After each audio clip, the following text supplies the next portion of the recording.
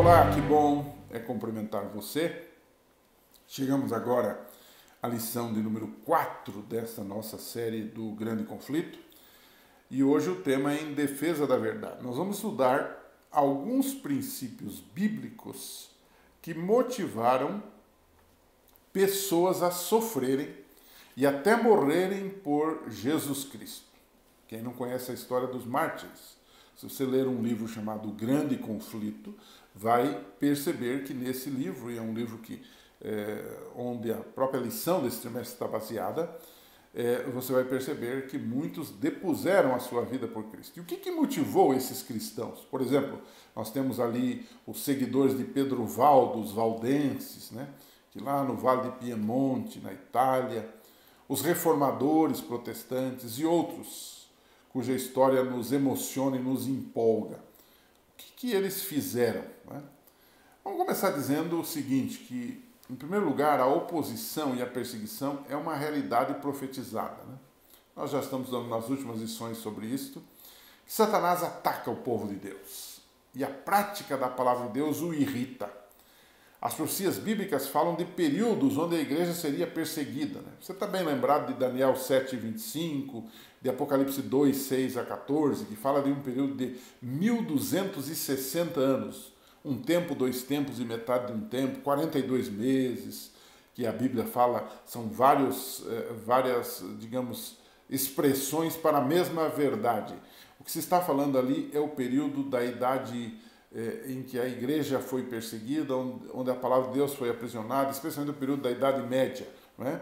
Os estudiosos da Bíblia chegam à conclusão que esses 1260 anos começam em 538, com a ascensão do bispo de Roma, quando ele começa a fazer também mudanças na própria doutrina cristã e apoiar essas mudanças, e se desenvolve até por volta de 1798, depois de Cristo, quando você começa a partir dali a ver uma espécie de liberdade para a divulgação da Bíblia, surgem as sociedades missionárias e a ascensão, digamos assim, a predominância do bispo de Roma e de outros mais se diminui nesse período. Então, é uma profecia que nós já estudamos em outras ocasiões, eu não vou me deter aqui nos detalhes. A verdade é que a Bíblia fala de perseguição, né?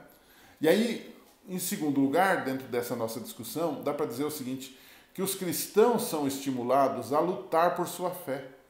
Você toma, por exemplo, o livro de Judas. O livro de Judas é um livro pequenininho, só tem um capítulo lá perto do Apocalipse, né? E esse Judas não é o Judas Iscariotes. Ele diz que os cristãos não deveriam esmorecer. Isso quer dizer, nós temos que continuar esta luta, né? Por exemplo, Judas 1,3 diz assim, amados, embora estivesse muito ansioso por lhes escrever acerca da salvação, eu queria escrever para vocês sobre a experiência da salvação. Ele diz assim, eu queria escrever acerca da salvação, eu senti, porém, que era necessário escrever-lhes, insistindo que batalhassem pela fé, uma vez por todas, confiada aos santos. Judas 1, verso 3. Então, a necessidade do cristão é lutar, é perseverar. Né? A Bíblia diz, aquele que perseverar até o fim, esse será salvo. Né? Agora, os cristãos, e assim aconteceu com os valdenses, assim aconteceu com os reformadores, eles tinham um princípio que eles seguiam. E o princípio era, mais importa obedecer a Deus do que aos homens. Você lembra dessa resposta de Pedro, Atos 5, 29? Mais importa obedecer a Deus que aos homens. Eles tinham esta firme resolução e isso os impedia de transigir, de conceder diante do erro, diante do pecado, diante da heresia. Né? Uma outra coisa importante que esses cristãos tinham como princípio na sua vida é que eles comiam a palavra de Deus. E aí eu lembro de Jeremias 15, 16, achando a tua palavra, né? Logo as comi, né? Logo a comi. Né? O que é comer a palavra de Deus? É internalizar isto. Né? Você tem a história de Wycliffe, por exemplo, de John Wycliffe, de John Hus, né? Homens que de fato viveram num mundo em que a Bíblia era fechada, que ela era para uma elite, e esses homens deram a própria vida deles. Né? O John Hus foi queimado, Por quê? Porque ele queria divulgar a palavra de Deus e divulgou a palavra de Deus, traduziu.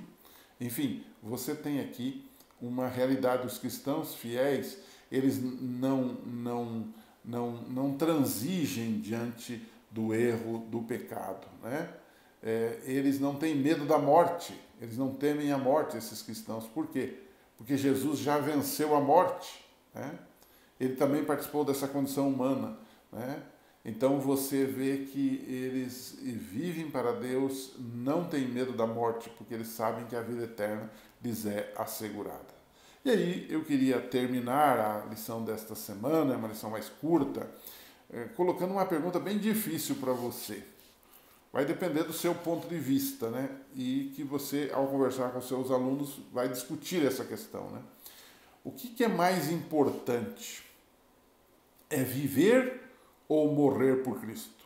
Ou, fazendo a pergunta de uma forma inversa, o mais importante é morrer ou viver por Cristo? Bom, embora seja verdade que em algum momento alguém precisará depositar a sua vida, entregar a sua vida por Jesus, como muitos entregaram no decorrer da história, e se você estudar a história do cristianismo, ela está cheia de histórias de mártires. Nós precisamos também entender uma coisa, que Deus quer que a gente viva por Ele. Não é? O apóstolo Paulo disse, já não vivo mais eu, mas Cristo vive em mim. Essa minha vida de testemunho, essa minha vida de missão, essa minha vida de propósito, ela é extremamente necessária. Então eu diria que nesse momento é mais importante você pensar em viver por Cristo, em testemunhar, do que em morrer por Cristo. Morrer por Cristo poderá ser um acidente dentro dessa trajetória, mas o grande desejo de Deus é que a gente viva por Cristo, representando-o, testemunhando dele, vivendo para ele e ajudando a pregar esse evangelho para apressar a sua vinda. Deus abençoe você. Foi um privilégio estarmos juntos aqui, uma alegria muito grande. Divulgue esse canal aos seus amigos. Leia o livro Grande Conflito, porque esse livro faz parte do estudo desse trimestre e assim você vai ampliar a sua visão neste assunto tão importante que é o assunto do grande conflito. Até a próxima, que Deus abençoe.